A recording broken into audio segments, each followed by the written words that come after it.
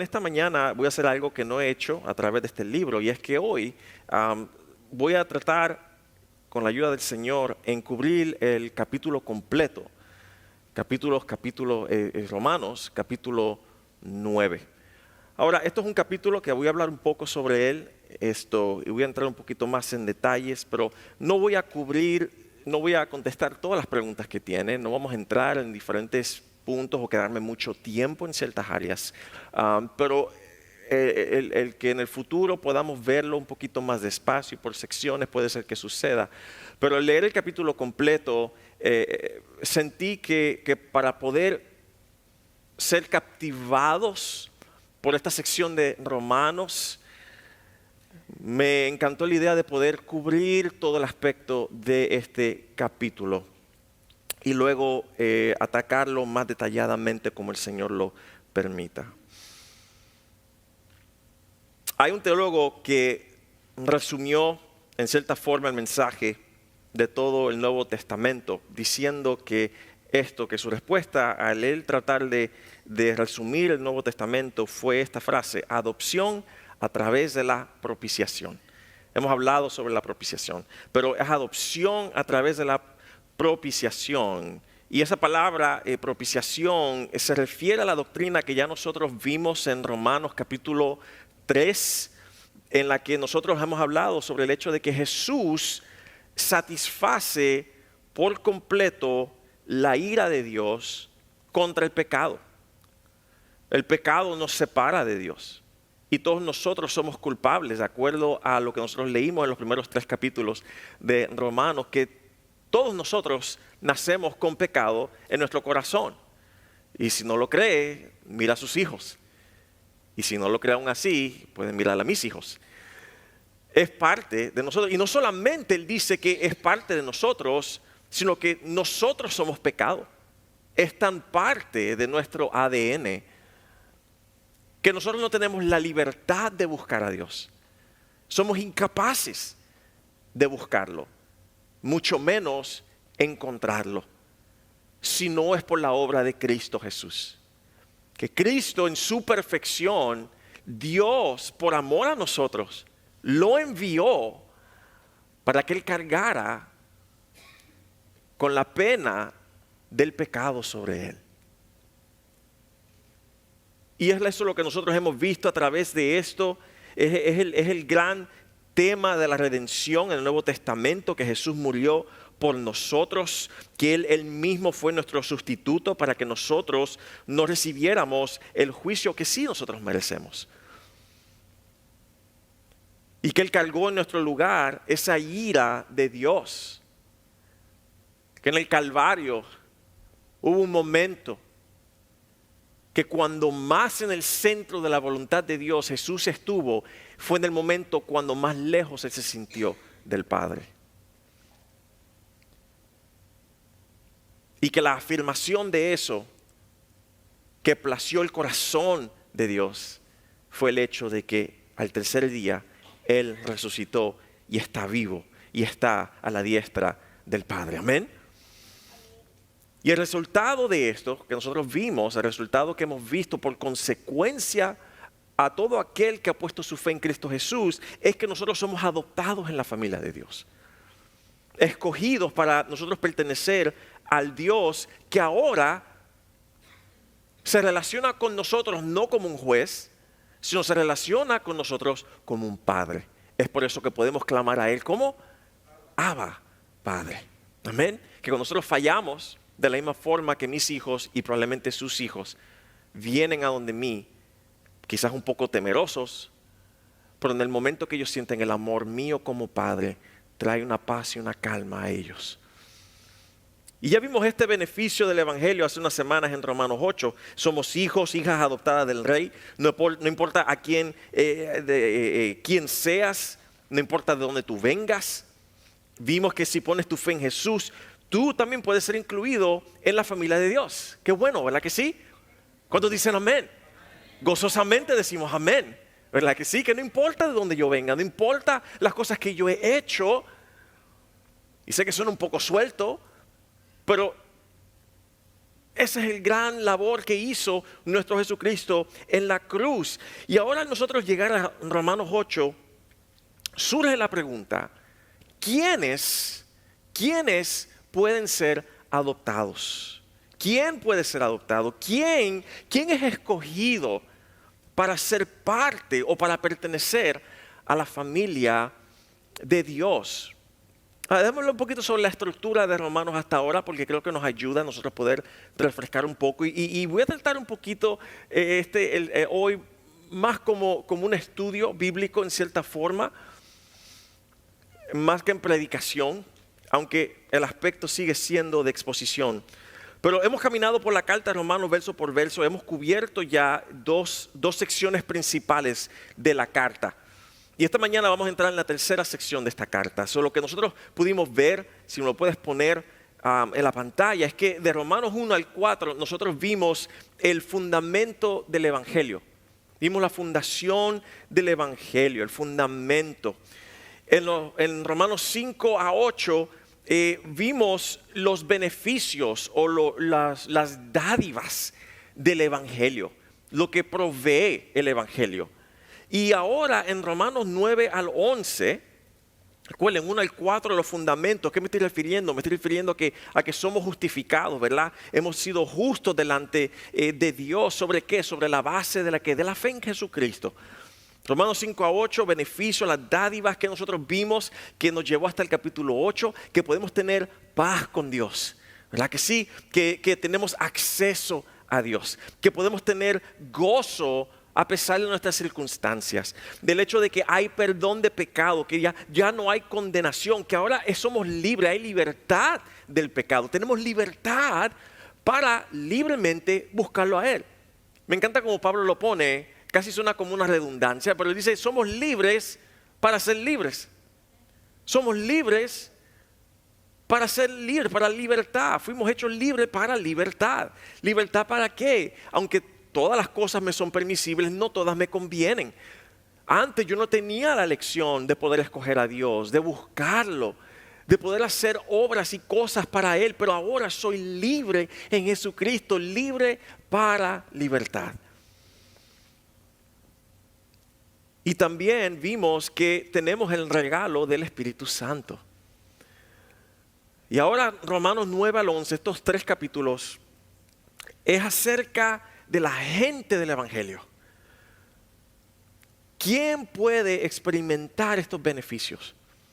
¿Quién está incluido en el pueblo de Dios? Y la idea general de esta sección, quiero darla desde el comienzo, es el hecho de que cualquiera que ponga su fe en Cristo, sin importar su trasfondo, su origen, su raza, puede ser incluido en el pueblo de Dios.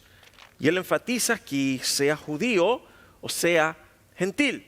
Simplemente gentil significa no judío. Pero esto nos deja, yo creo, con unas preguntas que pueden ser incómodas. Y eso es exactamente el problema con el que Pablo comienza y abre el capítulo 9.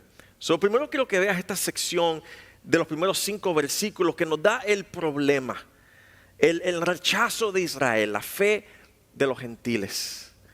Pablo comienza su argumento en Romanos 9 explicando por qué algunos gentiles están incluidos en el pueblo de Dios, mientras que algunos judíos no lo están. Hasta el día de hoy hay muchos judíos ortodoxos que si tú visitas sus sinagogas, tú vas a encontrar personas que todavía están esperando a que el Mesías venga.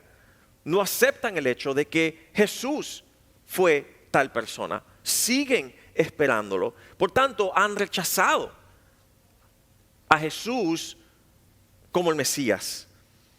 Mientras que muchos gentiles, los que no son judíos, alrededor del mundo hemos visto, y muchos de nosotros hemos sido testigos personalmente, de que alrededor del mundo muchos de los no judíos han entrado, han puesto su fe en Cristo. Y esto le genera a Pablo una pregunta teológica. ¿Cómo es posible que algunos gentiles estén adentro mientras que algunos judíos están afuera? Y Pablo va a defender dos afirmaciones en este capítulo sobre Dios. Número uno, si Dios tiene el derecho de escoger a quien Él quiere salvar. Y segundo, que la base para tú ser incluido en el pueblo de Dios no es tu trasfondo, no es tu etnicidad, sino es fe en Jesucristo. Y podemos entrar en diferentes preguntas, pero este capítulo, especialmente en Romanos 1, yo creo que es uno de los capítulos considerados más difíciles, no solamente en la carta, pero en la Biblia. Y vamos a abarcar cosas que yo sé que nos van a diferenciar de otros hermanos en la fe. Hay muchos que están de acuerdo, pero también nos va a diferenciar en unos puntos grandes. Y es probable que hoy tú salgas con más preguntas que respuestas. Pero tenemos la responsabilidad de predicar toda la Biblia. Amén. Incluyendo las partes difíciles. Porque creemos en la suficiencia de la palabra de Dios. Y sabemos y creemos con todo corazón que tiene autoridad sobre nuestras vidas. Así que este capítulo lo podemos exponer en secciones, pero voy a tratar de hacerlo todo. Una de las cosas que les animo a hacer esta semana es que lean este capítulo completo por lo menos 2 a 3 veces esta semana. Yo lo hice y de lo que sentí el lunes a lo que leí ayer por la mañana después de hacerlo por varios días, el Espíritu Santo obró y me ayudó a poder exponerlo en mi vida. Si hoy no lo entiendes, yo te insto a que tú lo leas varias veces esta semana y llénate de la autoridad de Él. Amén. Pablo introduce el problema. Introduce el problema en los primeros 5 versículos del capítulo. Y es su pueblo, los judíos, han rechazado en su gran mayoría a Jesucristo, mientras que un gran número de gentiles están viniendo a la fe y son incluidos en la familia de Dios. Versículos 1 al 5 dicen: con Cristo de testigo hablo con toda veracidad o con toda verdad. Mi conciencia y el Espíritu Santo lo confirman. Tengo el corazón lleno de amarga tristeza e infinito dolor por mi pueblo, mis hermanos judíos. Yo estaría dispuesto a vivir bajo maldición o ser anatema, dice, para siempre, separado de Cristo, si eso pudiera salvarlos. Ellos son el pueblo de Israel, elegidos para ser los hijos adoptivos de Dios. Él les reveló su gloria, hizo pactos con ellos y les entregó su ley. Les dio el privilegio de adorarlos y de recibir sus promesas maravillosas. Abraham, Isaac y Jacob son los antepasados de los israelitas. Y Cristo mismo era israelita en cuanto a su naturaleza humana. Y Él es Dios, el que reina sobre todas las cosas y es digno de eterna alabanza. Amén. ¿Qué está diciendo él aquí? Pablo comienza este capítulo de una forma bien interesante para mí. Pablo está diciendo que él desearía poder ser maldito, separado, en lugar de sus hermanos judíos. Aun si eso significara su salvación. Y él está hablando en términos humanos. Nosotros hemos visto ya en el capítulo anterior que es imposible aquel que ha dado verdaderamente su vida al Señor de que pierda el amor de Dios. Dios lo tiene en su mano, pero viene de un lugar de gran tristeza y afligio. En el versículo 4 enfatiza él todos los privilegios que tuvieron los judíos. Él dice, aquellos que han sido adoptados. La gloria, él habla en el hecho de que Dios los adoptaron en cuanto a pueblo de Israel, como nación, que Dios los escogió a ellos para que los representaran a ellos. Ellos vieron la gloria, ellos hicieron pactos, Dios hizo pactos con ellos, le dio la ley, le dio el templo, le dio las promesas. Y dice, hasta la línea humana es por la que Jesucristo nació. Y él mismo dice, Dios sobre todas las cosas. Y aún así Pablo dice que desearía que él mismo fuera maldito en lugar de estos judíos. Porque han rechazado al mismísimo Cristo, que es Dios sobre todo.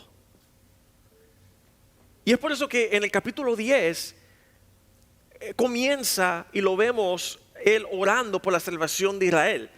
Él dice, amados hermanos, el profundo deseo de mi corazón y mi oración a Dios es que los israelitas lleguen a ser salvos. Ahora, esto a mí es interesante porque al yo leer esto, le voy a ser muy honesto. Yo sentí una verdadera vergüenza al leer estas palabras, porque reconozco que yo necesito más de este corazón. Que, hermanos, debemos pedirle al Señor en oración que nos ayude a procesar lo que realmente significa la perdición del que está sin Cristo. Que debemos orar para que el Espíritu Santo nos recuerde continuamente que, hermano, el infierno es real. Y más que real, es eterno. Y orar de que el Señor encienda en nosotros un deseo ferviente, como el que vemos ejemplificado aquí, de orar por aquellos que están perdidos, por los incrédulos, y de procurar que a la medida que nosotros podamos ser aquellos que exponen el Evangelio a aquellos que lo necesitan tanto. Lo que a mí me fascinó es el hecho de que en Romanos 8, recuerden que originalmente esto es una carta, no hay capítulo, no está dividido por capítulo o versículo, no es como que Pablo se detuvo al finalizar el Romanos 8, tomó un break y luego al otro día vino con un corazón más pesado a escribir Romanos 9. No, él termina con un gozo en la salvación de Dios en el final del capítulo 8. El hecho de que nunca seremos separados del amor de Dios. Amén. Pero empieza el capítulo 9 en dolor y tristeza. Y nosotros podemos ver estos dos aspectos, pero yo creo que esto enfatiza, yo diría, la complejidad de las emociones del cristiano. Que nosotros podemos estar gozosos por la salvación que tenemos en Cristo y a la vez quebrantados por todos aquellos que no han experimentado esa fe en Él. Y es algo que vamos y debemos de cargar todos nuestros días. Y lo vemos tan bien ejemplificado por Pablo aquí.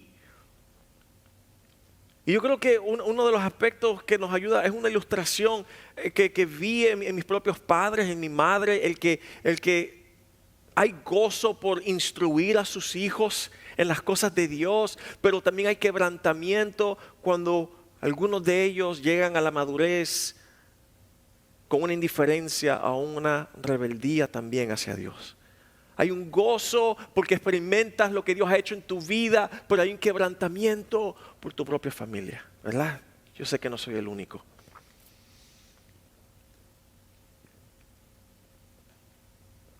Y esto nos lleva a la pregunta central de Pablo aquí.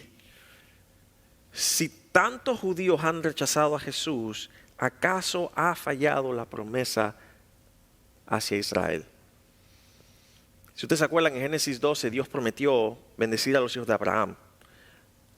Y pueden ir atrás y pueden leerlo y pueden ver esa promesa detallada. Pero la pregunta que él hace es, si tantos judíos rechazan al Mesías, ¿es Dios infiel a esa promesa que él les hizo? Porque entonces, si Dios no es capaz de mantener su promesa, entonces ¿es posible de que Él también rompa su promesa de salvarme a mí? ¿O de mantenerme salvo? ¿O en su mano, como Él ya dijo en Romanos capítulo 8? Y Pablo se adelanta a estas preguntas. Romanos 9, versículo 6 dice, ¿acaso Dios no cumplió su promesa a Israel? Y Él contesta, ¿cómo? No. Nos hace ver y hace una observación fuerte. Dios nunca hace una promesa que no cumpla. Amén. El hecho de que muchos judíos hayan rechazado a Jesús no significa que su promesa de bendecir y salvar a Israel haya fallado. Entonces, ¿cómo puede ser esto? Y Pablo responde comenzando a mediados del versículo 6. Pues no todos los que nacen en la nación de Israel son verdaderamente parte del pueblo de Israel. ser descendiente de Abraham no los hace verdaderos hijos de Abraham. Es lo que está diciendo, que no todo Israel es Israel. Pablo está diciendo que no todo el que es físicamente judío es parte del verdadero Israel. El Israel a quien Dios le hizo sus promesas en Génesis. Y yo creo que podríamos decir que hay un Israel verdadero dentro del Israel físico.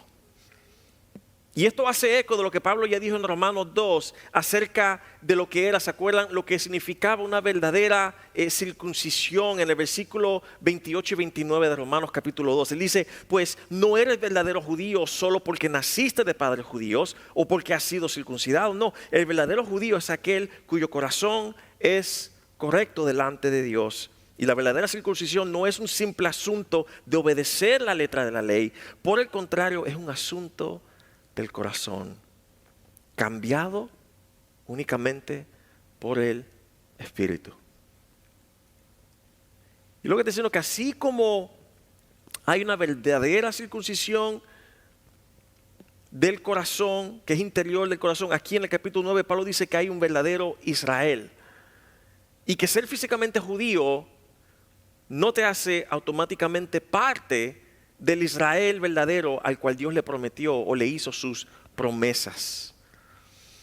¿Cómo nosotros podemos ver esto? Me encanta esta imagen porque la relación de mi propia vida, pero cuando al comienzo de mi relación con mi amada Christine, no sabías que te iba a incluir en mi ilustración, pero nosotros nos interesamos en los deportes que nos fascina uno y al otro.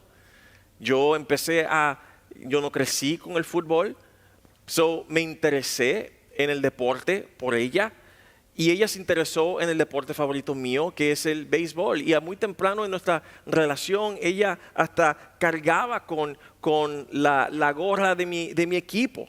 Ahora, si alguien la detenía y le preguntaba sobre ciertos individuos en el equipo o quién es el que ha hecho más jonrones en la temporada de ese año o cuántos campeonatos han ganado, ella no sabe ni de lo que le están hablando.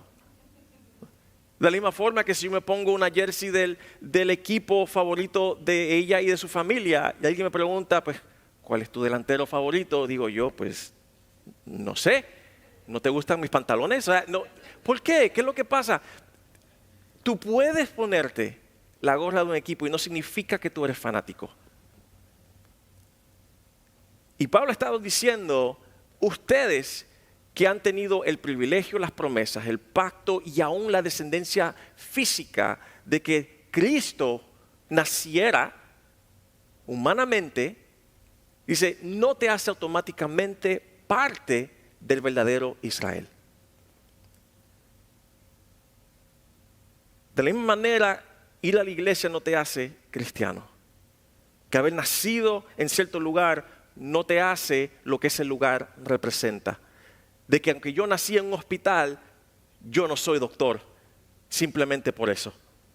Y que tener herencia judía no hace a alguien parte del verdadero Israel. Y no todos los que son físicamente Israel son verdaderamente Israel. Ese es el punto que él está tratando de traer. Sino que son los hijos de la promesa los que son considerados la verdadera descendencia. Y él enfatiza que y los hijos de la promesa son aquellos que tienen fe en Cristo. Y eso significa que un gentil que cree en Jesús es más verdaderamente parte de Israel que un judío que lo rechaza. Entonces, ¿ha fallado la palabra de Dios? ¿O su promesa? No, no ha fallado. Simplemente creo que hemos entendido mal quién es Israel.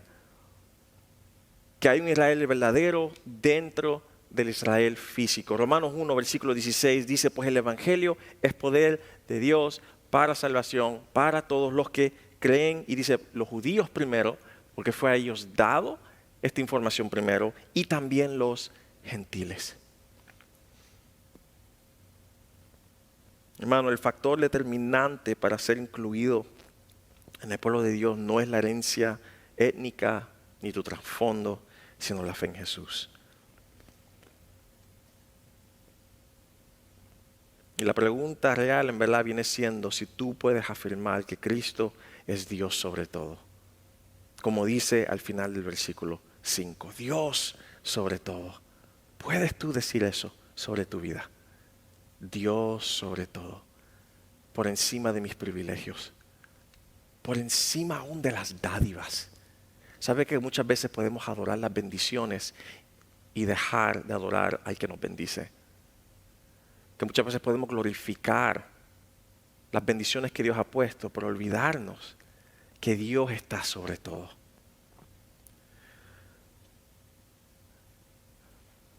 Tengamos un buen entendimiento de lo que Él está diciendo y el hecho de que Dios elige salvar a personas sorprendentes. Cuando nosotros entramos al versículo 7 y 9, Pablo nos va a dar dos imágenes, dos ilustraciones de lo que esto significa. Miren el versículo 7 y 9. Ser descendiente de Abraham no los hace verdaderos hijos de Abraham, pues las escrituras dicen, Isaac es quien te dará la descendencia que te he prometido. Aunque Abraham también tuvo otros hijos, eso significa que no todos los descendientes naturales de Abraham son necesariamente hijos de Dios.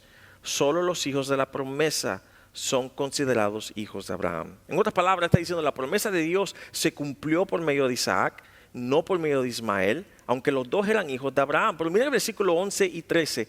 Isaac se casó con una mujer llamada Rebeca, dio a luz mellizos, y aunque los mellizos aún, dice pues, aunque no habían nacido todavía, no habían hecho nada bueno ni malo, para que el propósito de Dios, conforme a su elección, permaneciera, se le dijo a Rebeca, el mayor servirá al menor, tal como está escrito, a Jacob amé, pero a Esaú aborrecí. ¿Qué está diciendo aquí? ¿Quiénes son esta gente? Debemos de conocer quiénes están, si no podemos leer Génesis.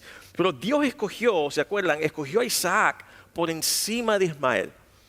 Dios escogió a Jacob por encima de Esaú. El menor por encima del mayor, ¿verdad que sí? Y lo que nosotros esperaríamos, nuestra lógica humana, lo que Él está diciendo es que en nuestra lógica humana, nosotros hubiéramos escogido y hubiéramos pensado que Dios hubiera escogido a quién, al primogénito, al primero, al mayor. Pero esto no es lo que sucede aquí. Que lo que Él está tratando de enseñarnos es que los caminos de Dios, otra vez, muchas veces y la mayoría del tiempo, van contrario a los nuestros. Que así es como nosotros elegimos. Nosotros elegimos basado en personas que son hermosas, guapas, como esta congregación, ¿verdad? Aquellos que nosotros pensamos que son merecedores. Pero así no funciona la elección de Dios. Dios no mira y escoge al más hermoso, al más capaz, al más inteligente, al más genio. Cuando Jesús llamó a sus discípulos, no lo vimos que Él fue ni tan siquiera a Jerusalén, ni a ninguna de las grandes ciudades. ¿A dónde fue Él? Él fue al mar de Galilea a escoger pescadores, recaudadores de impuestos. No fue a escoger personas con títulos avanzados. Y no estoy diciendo que si tú tienes un título avanzado, tú no puedes ser usado o llamado por Él. Él está hablando que lo que nosotros consideraríamos como una aprobación o algo que nos adelanta a los demás, así no es como Dios lo ve. Que Dios escoge adoptar en su familia a personas sorprendentes. Que muchas de estas personas sí nos van a sorprender, ¿verdad que sí?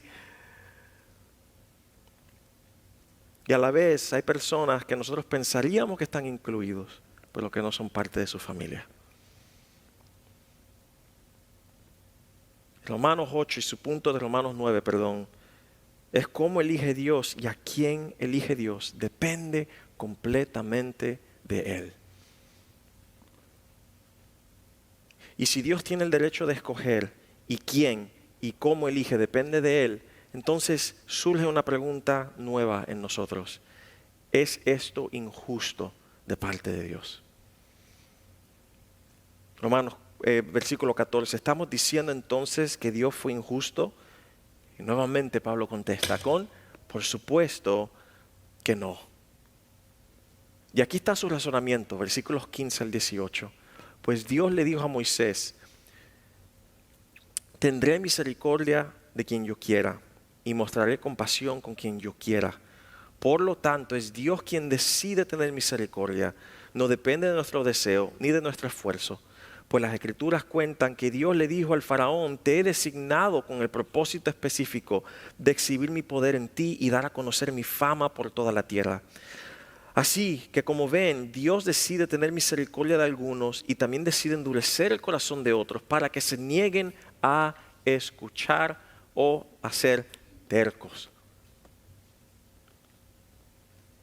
A quien decide salvar Dios no tiene nada que ver con nuestra voluntad, con nuestro esfuerzo o aún con nuestra moralidad. Depende, dice aquí, de un Dios que es misericordioso. Y este es un pasaje que es difícil de leer y es difícil de creer al comienzo. Y Dios, Pablo, pone a Faraón como un ejemplo. Si ustedes conocen la historia del Éxodo, Moisés y Faraón tienen una conversación de un lado a otro, ¿se acuerdan?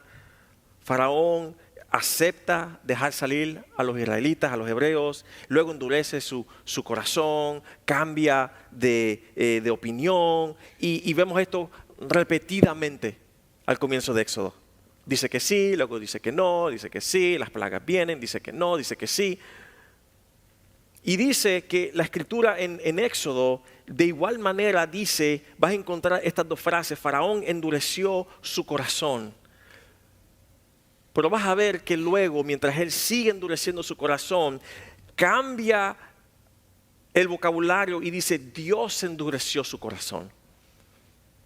Y lo que sucede es que a Faraón se le permite ir en la dirección que ya él quería tomar. Dios no obligó a Faraón a pecar. Faraón ya venía rechazando a Dios, ya venía endureciendo su corazón delante de él. Y en efecto, lo que hace Dios es que Él retira su mano de restricción y entrega a Faraón por completo a sus propias decisiones pecaminosas. De hecho, si tú vas al libro de Marcos, si no me equivoco, en el capítulo 4, y en esa sección, él habla sobre el hecho de que Dios tiene misericordia, pero hay del momento en el que tú continúas rechazando a Dios y Dios decide simplemente entregarte a tus propias opiniones y a tus propios deseos. Y él está enfatizando el hecho de que tú piensas que Dios tiene una voluntad que es soberana, no elimina el hecho de que tú también tienes la opción de decidir. Y especialmente el hecho de que Dios nunca obliga a nadie a ir al infierno, que los que van al infierno es porque así lo eligieron. Que el infierno es la culminación de una vida dedicada a rechazar a Dios. Cada vez que nosotros decimos no quiero a Dios, quiero hacer las cosas a mi manera, estamos escogiendo ese camino.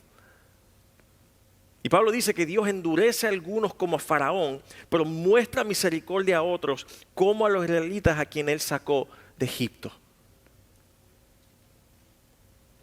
Yo creo que nosotros podamos entender que la justicia de Dios es recibir lo que merecemos. La justicia de Dios es recibir lo que nosotros merecemos.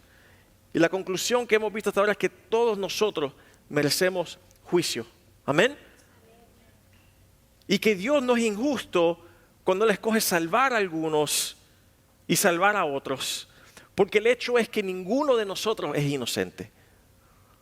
Que todos somos culpables y vamos camino al juicio. Y aún así Dios en su gracia escoge rescatar a algunos de nosotros. Y déjame decirte esto, que la misericordia de Dios no es una obligación de Dios. La misericordia de Dios no es una obligación de Él, es una decisión que Dios toma.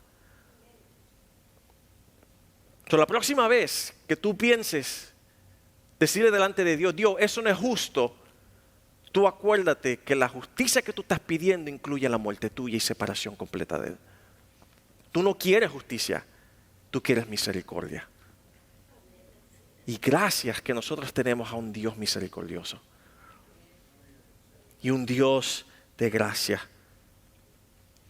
Pero si nuestra salvación depende por completo de la decisión de Dios, ¿cómo es que somos responsables entonces de nuestras propias decisiones? Qué bueno que hacen esa pregunta. Ustedes están hechos unos teólogos. ¿Cómo puede Dios hallar falta en mí? Versículo 19. Ahora bien, ustedes podrían decir, ¿por qué Dios culpa a la gente por no responder? ¿Acaso no hicieron sencillamente lo que Él les exige que hagan? En otras palabras, si la salvación es enteramente decisión de Dios, ¿con qué base nos hace responsables? Y yo creo que esta es la pregunta que siempre encontramos en el corazón de Dios cuando hablamos sobre la soberanía de Él, esa responsabilidad humana. La respuesta de Pablo, que vemos aquí en el versículo 20 y 21, no es tanto una explicación, es más como un recordatorio. ¿Te la puedo leer? Tal como la dice, no digas esto. ¿Quién eres tú, simple ser humano, para discutir con Dios? ¿Acaso el objeto creado puede preguntarle a su creador, ¿por qué me hiciste así? Cuando un alfarero hace vasijas de barro, ¿acaso no tiene derecho a usar el mismo trozo de barro para hacer una vasija de adorno y otra para arrojar basura para uso común? En otras palabras, ¿cómo pueden los seres humanos finitos, frágiles y débiles atreverse a dictarle a Dios cómo Él debería gobernar al mundo? Salmo 115, versículo 3 dice esto: nuestro Dios está en los cielos y Él hace lo que le place. ¿Palabras difíciles? No dije que iban a ser palabras fáciles. Y este es el mismo recordatorio que Dios le da a Job, si ustedes se acuerdan, capítulo 38. Un recordatorio de la soberanía de Dios. Que Dios puede hacer lo que quiere, como quiere. Y yo sé que esto no responde por completo a las preguntas que pueden surgir en nosotros. Las preguntas más profundas de cómo trabaja en conjunto la soberanía de Dios y la responsabilidad humana. Porque yo les aseguro que hay personas mucho más sabias que nosotros que han tratado de contestar esto por miles de años y lo han debatido. Pero yo creo que aún así nosotros podemos confiar en que en la soberanía de Dios todo funciona. Que Él es el alfarero y que nosotros somos el barro.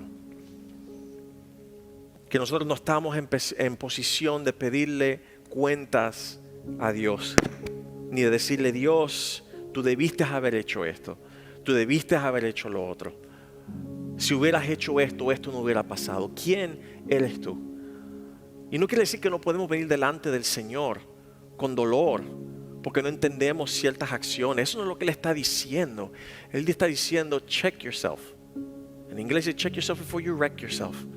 Ten cuidado que en el proceso tú dudes que Dios es soberano. Dios no promete contestar todas tus preguntas en este lado del cielo, pero Él sí te promete que todo lo que Él hace es para tu bien. Y la pregunta ¿es eso suficiente para ti? Puedes tú decir, como dice el versículo 5, Dios por encima de todo. ¿Por qué Dios actúa de esta manera? Versículos 22 y 24, aunque Dios tiene el derecho de mostrar su enojo y su poder, Él es muy paciente con aquellos que son objeto de su enojo.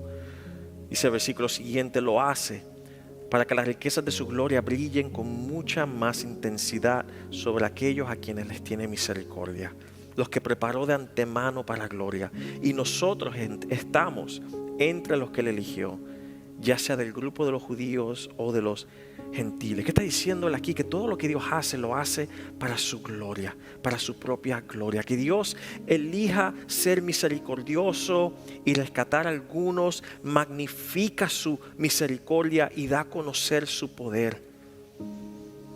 Que hay un misterio santo en lo que no entendemos desde un punto de vista humano, pero podemos confiar en que, como dice la Escritura, nuestro Dios hace todas las cosas buenas. La verdadera pregunta no es por qué Dios salva solo a algunos.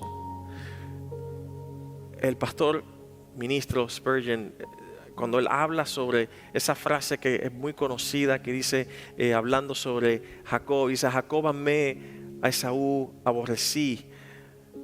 Una señora, él cuenta, se acercó y dice: pastor, tengo un problema con eso. Yo tengo un problema con el hecho de que Dios aborreció a Esaú. Un poco fuera de contexto, no voy a pasar tiempo ahí ahora. Dice: pero me tengo problema con que Dios aborreció a Esaú. Y Spurgeon le dice: ¿esa es la parte con la que tienes problema? Mi problema es con el hecho de que Dios decidió amar a cualquiera de nosotros. Ese es mi problema. ¿Por qué? ¿Por qué Dios ha escogido amar a alguien que es enemigo de Él? Que sus mejores hechos son como paños sucios delante de la santidad de Él.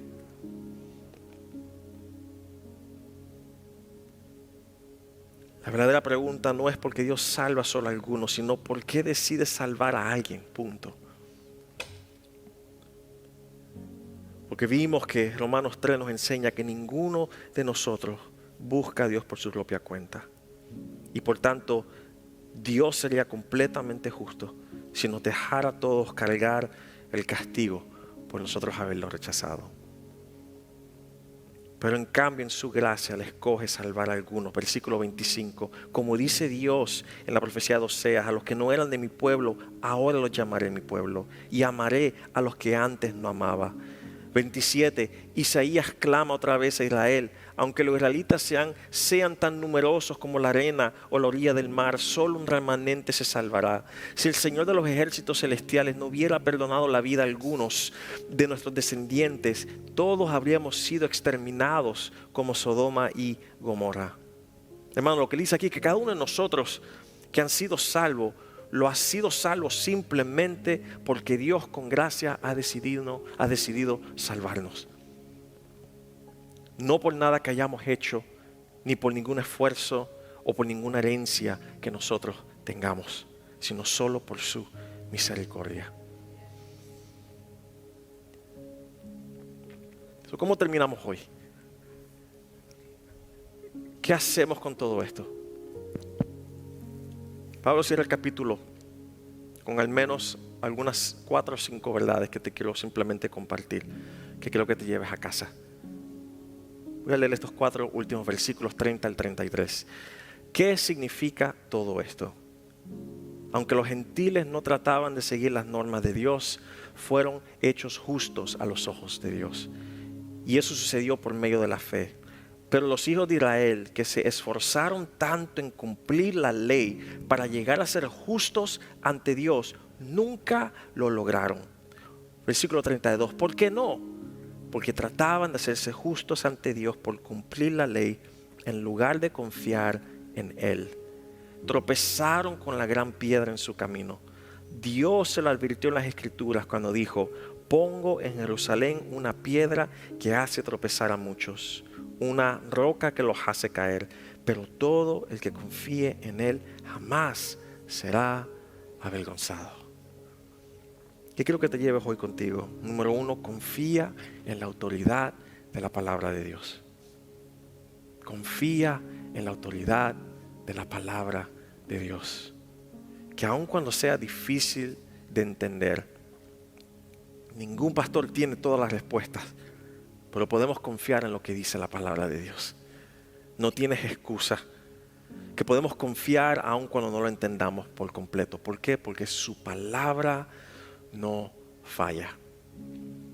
¿Qué más puedes llevarte hoy? El hecho de que la salvación es decisión y obra de Dios, no nuestra. Como dice Pablo, versículo 16, no depende de nuestro deseo ni de nuestro esfuerzo, sino que depende únicamente de Dios. Y eso nos obliga, hermanos, que debemos de ser humillados, debemos ser humildes, que ninguno de nosotros es salvo por ser bueno, moral, religioso o de la élite. Y de la misma forma, tú no eres responsable por la salvación de otra persona. Tú solamente haz lo que Dios te ha dicho que hagas. Proclama la fe, proclama el evangelio.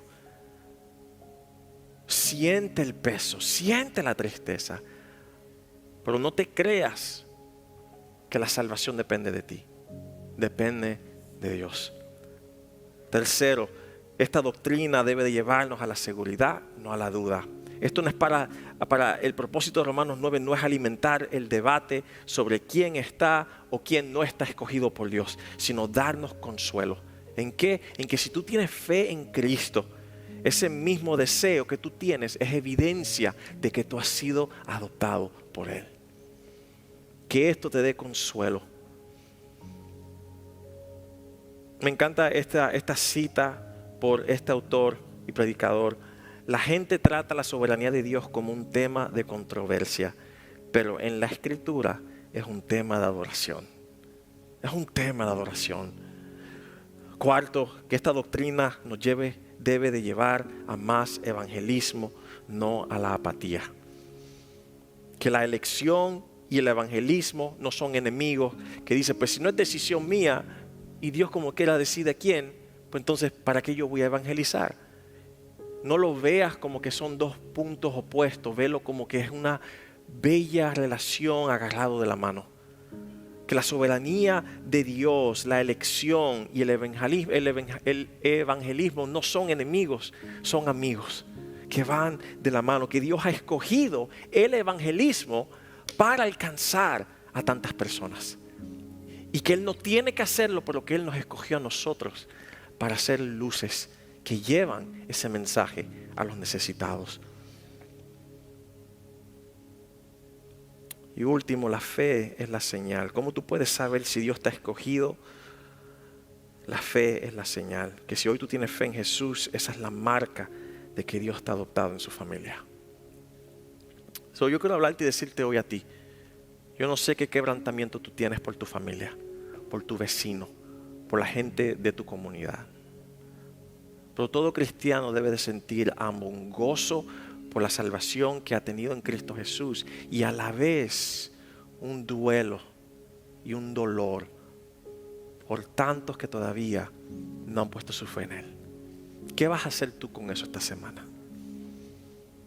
¿Te vas a dejar de excusas? ¿Vas a orar y decir, Señor, dame hoy la oportunidad de ser una lámpara? Dame hoy la habilidad y dame la oportunidad de ser un espejo que refleja tu gloria, que refleja tu mensaje, que refleja a Cristo, para que otros también puedan conocerte y que tengan fe en Él. Hermano, vamos a orar. Señor, gracias por tu misericordia y tu gracia y porque nos has salvado. Gracias porque puedes salvar a cualquiera que tenga fe. Señor, para los que nunca han tomado esa decisión, oramos para que hoy pongan su fe en Cristo. Y para los que ya lo han hecho, llénanos de asombro, llénanos de adoración por tu gran misericordia. Infunde en nosotros, Señor, la urgencia de un pueblo que te necesita. Y que esta semana oremos y digamos, Señor, ¿cómo yo puedo ser